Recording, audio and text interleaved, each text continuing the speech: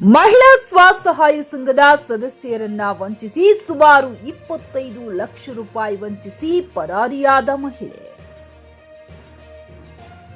ಬೆಳಗಾವಿ ಜಿಲ್ಲೆಯ ಕಾಗವಾಡ ಪಟ್ಟಣದಲ್ಲಿ ಮಹಿಳೆಯೋರ್ವಳು ಮಹಿಳಾ ಸ್ವಸಹಾಯ ಸಂಘದ ಸದಸ್ಯರನ್ನ ವಂಚಿಸಿ ಸುಮಾರು 25 ಲಕ್ಷ ರೂಪಾಯಿ ವಂಚಿಸಿ ಪರಾರಿಯಾಗಿರುವ ಘಟನೆ ತಡವಾಗಿ ಬೆಳಕಿಗೆ ಬಂದಿದೆ. ಕಾಗವಾಡ ಪಟ್ಟಣದಲ್ಲಿ ಮಹಿಳೆಯೋರ್ವಳು ಮಹಿಳಾ ಸ್ವಸಹಾಯ ಸಂಘದ ಸದಸ್ಯರನ್ನ ವಂಚಿಸಿ ಸುಮಾರು 25 ಲಕ್ಷ ರೂಪಾಯಿ ವಂಚಿಸಿ ಪರಾರಿಯಾಗಿರುವ ಘಟನೆ ತಡವಾಗಿ ಬೆಳಕಿಗೆ ಬಂದಿದೆ.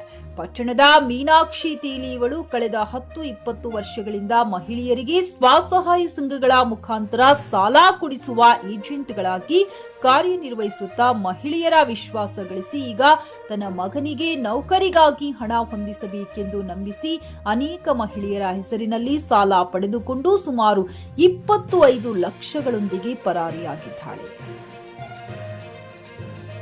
ಹಣ ಕಳೆದುಕೊಂಡ ಮಹಿಳೆಯರು ಈ ಕುರಿತು ಪಟ್ಟಣದ ಪ್ರಮುಖರಿಗೆ ಮತ್ತು ಕಾಗವಾಡ ಪೊಲೀಸರಿಗೆ ಲಿಖಿತ ರೂಪದಲ್ಲಿ ದೂರು ಸಲ್ಲಿಸಿ ನ್ಯಾಯ ಒದಗಿಸಿಕೊಡಬೇಕೆಂದು ಕೇಳಿ 3 ತಿಂಗಳಾದರೂ ಯಾವುದೇ ಪ್ರಯೋಜನವಾಗಿಲ್ಲ. ನೊಂದ ಮಹಿಳೆಯರು ಈಗ ಮಾಧ್ಯಮದವರೊಂದಿಗೆ ಮಾತನಾಡಿ ಹಣ ಕಳೆದುಕೊಂಡ ಬಗ್ಗೆ ವಿವರಣೆ ನೀಡಿದ್ದು ತಮಗೆ ನ್ಯಾಯ ಕೊಡಿಸಬೇಕೆಂದು ಅಳಲು ತೋಡಿಕೊಂಡಿದ್ದಾರೆ. ಈ ಮಧ್ಯೆ ಹಣದೊಂದಿಗೆ ಪರಾರಿಯಾಗಿರುವ ಮಹಿಳೆಯರು ಸಂಪರ್ಕಕ್ಕೆ ಸಿಗದ ಹಿನ್ನೆಲೆಯಲ್ಲಿ ಆಕೆಯ ಮಗನನ್ನು ಸಂಪರ್ಕಿಸಿದಾಗ ನಮ್ಮ ತಾಯಿ ನನ್ನ ನೌಕರಿಗಾಗಿ ಹಣ ನೀಡಿದ್ದು ನಿಜ, ಆದರೆ ಕೇವಲ 4 ಮಹಿಳೆಯರ ಸಂಘದ ಹಣ ಮಾತ್ರ ನೀಡಿರುತ್ತಾಳೆ, ಬಾಕಿ ಮಹಿಳೆಯರು ನೀಡಿದ ಹಣ ವಿಷಯ ನನಗೆ ಗೊತ್ತಿಲ್ಲ ಎಂದು ಜಾರಿಕೊಳ್ಳುತ್ತಿದ್ದಾನೆ. ಈ ಪ್ರಕರಣದಲ್ಲಿ ಸುಮಾರು 15 ಮಹಿಳೆಯರು ತಮ್ಮ ಹೆಸರಿನಲ್ಲಿ 50 ರಿಂದ 1.5 ಲಕ್ಷದವರೆಗೂ ಸಾಲ ತೆಗೆದು ವಂಚಕಿ ಮಹಿಳೆಯರಿಗೆ ನೀಡಿರುವುದು ಮೇಲ್ನೋಟಕ್ಕೆ ಸ್ಪಷ್ಟವಾಗುತ್ತದೆ. ಸಂಬಂಧಪಟ್ಟ ಅಧಿಕಾರಿಗಳು, ಪೊಲೀಸ್ ಅಧಿಕಾರಿಗಳು ವಂಚಕ ಮಹಿಳೆಯನ್ನ ಹಿಡಿದು ನೊಂದ ಮಹಿಳೆಯರಿಗೆ ನ್ಯಾಯ ಕೊಡುವರೇ ಕಾಯ್ದು ನೋಡಬೇಕಿದೆ. ಜೊತೆಗೆ ಕಳೆದ ಕೆಲ ದಶಕಗಳಿಂದ ಗ್ರಾಮೀಣ ಭಾಗದಲ್ಲಿ ಮಹಿಳಾ ಸ್ವಸಹಾಯ ಸಂಘದ ಹೆಸರಿನಲ್ಲಿ ವಂಚನೆ ಪ್ರಕರಣಗಳು ಹೆಚ್ಚುತ್ತಿದ್ದು, ಸರ್ಕಾರ ಸ್ವಸಹಾಯ ಸಂಘಗಳಿಗೆ ಕಟ್ಟುನಿಟ್ಟಿನ ಕಾನೂನು ರೂಪಿಸಿದರೂ ಕಾರ್ಯರೂಪಕ್ಕೆ ಬಾರದಂತಿದೆ. Bharthesh Nidoni, JK news Kannada, Kagwad. ಪೂಜಾರಿ, ನಾವು ಕಾಗವಾಡದಲ್ಲಿ ಇದ್ದೀವಿ. ಮೀನಾಕ್ಷಿ ಸುರೇಶ್ ತೇಲಿ ಅವರು ಒಂದು ಬಿಸ್ನೆಸ್ ಮಾಡ್ತಾ ಇದ್ರು. ಅವ್ರದ್ದು ಖಾರ ಕುಟ್ಟೋದು ಆಗಲಿ, ಗಿರ್ನಿ, ಹಪ್ಪಳ, ಶಾಂಡಿ ಇಂಥವೆಲ್ಲ ಬಿಸ್ನೆಸ್ ಅವ್ರದ್ದಿತ್ತು. ಆದ್ರೆ ನಮ್ದು ಫುಲ್ ಪರಿಚಯ ಆಗಿದ್ದರಿಂದ ಹಣ ತೆಗೆದುಕೊಳ್ಬೇಕಂತ ಹೇಳಿದರು. ಅವ್ರ ಮಗನ ಸಾಲಿ ನೌಕರಿ ಅಗತ್ಯವಾಗಿ ಬೇಕಂತ ಭಾಳ ಬೇಡಿಕೊಂಡಿದ್ದಕ್ಕೆ ನಾವು ಹಣ ತೆಗೆದುಕೊಟ್ಟಿದ್ದೇವೆ. ಇಲ್ಲಾಂದರೆ ಒಂದು 14 ಜನ ನಾವು ದುಡ್ಡು ತೆಗೆದುಕೊಟ್ಟಿದ್ದೇವೆ ರೀ. ಆದರೆ 2 ಲಕ್ಷ 3 ಲಕ್ಷ ದುಡ್ಡು ತೊಗೊಂಡಾಗ 3 ತಿಂಗಳಾಯ್ತು. ಆಕಿ ಊರು ಬಿಟ್ಟು ಹೋಗಿದ್ದಾಳೆ. ನಮಗೆಲ್ಲ ಮೋಸ ಮಾಡಿದ್ದಾಳೆ ಸರ್. ಆಕೆ 14 ಜನದ ಮೆಂಬರ್ ಆಗಿದ್ದು, ಆಕೆ ಮೇಲೆ ಎಲ್ಲರೂ ವಿಶ್ವಾಸ ಇಟ್ಟಿದ್ರು. ಒಂದು 40 ವರ್ಷದಿಂದ ಆಕೆ ಇಲ್ಲೇ ಇದ್ದರು, ಇದ್ದ ಸ್ಥಳನೂ ಇದೆ ಅಂತ ಎಲ್ಲರೂ ವಿಶ್ವಾಸದಿಂದ ಆಕೆಗೆ ದುಡ್ಡು ತೆಗೆದುಕೊಟ್ಟಿದ್ದಾರೆ. ಆದರೆ ಎಲ್ಲರ ಹೆಸರಿನ ದುಡ್ಡು ತೊಗೊಂಡು ಇನ್ನೂ ತಕ್ಕ ಆಕಿ ತುಂಬ್ಕೊತ ಬಂದರು.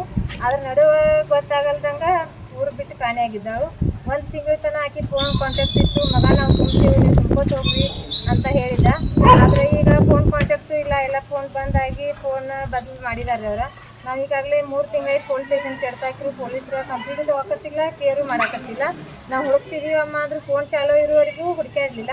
ಫೋನ್ ಯಾವಾಗ ಬಂದಾಯಿತು ಆವಾಗ ನಾವು ಬೆಂಗಳೂರಿಗೆ ಹೋಗಿದ್ದೇವಮ್ಮ, ಹುಡುಕಾಡ್ತೀವಮ್ಮ ಅಂತ ಹೀಗೆಲ್ಲ ಹೇಳಿದ್ರು. ಆದರೆ ಯಾವುದೇ ರೀತಿ ಪೊಲೀಸರು ನಮಗೆ ಸಹಾಯ ಮಾಡಿಲ್ಲ. ಇಲ್ಲಿ ಹೀಗಾಗಿ 14 ಜನದಲ್ಲಿ ಈಗಾಗಲೇ 3-4 ಜನ ಆರೋಗ್ಯ ತಟ್ಟಿದ್ದಾರೆ. ಅವರಿಗೆ ದುಡ್ಡಿನ ಸಮಸ್ಯೆಯಿಂದ ಸಂಘದವರು ತುಂಬ ಟಾರ್ಚರ್ ಕೊಡ್ತಿದ್ದಾರೆ. ದಿನ ಬಂದು ತುಂಬಲೇಬೇಕು ಅಂತ ಮನೆಯಲ್ಲಿ ಕಾಯ್ತಾ ಕೊಡ್ತಿದ್ದಾರೆ. ದುಡ್ಡು ಕೊಡದೆ ಅವರು ಹೋಗ್ತಾ ಇಲ್ಲ. ಡಾಕ್ಯುಮೆಂಟ್ ಎಲ್ಲ ನಿಮ್ಮದಾವಂತ ಅವ್ರು ಹೇಳ್ತಾ ಇದ್ದಾರೆ ಸರ್. ಆದರೆ ಡಾಕ್ಯುಮೆಂಟಲ್ಲಿ ಆಕೆ ಸಿಗ್ನೇಚರ್ ಯಾವುದೂ ಆಗಿಲ್ಲ.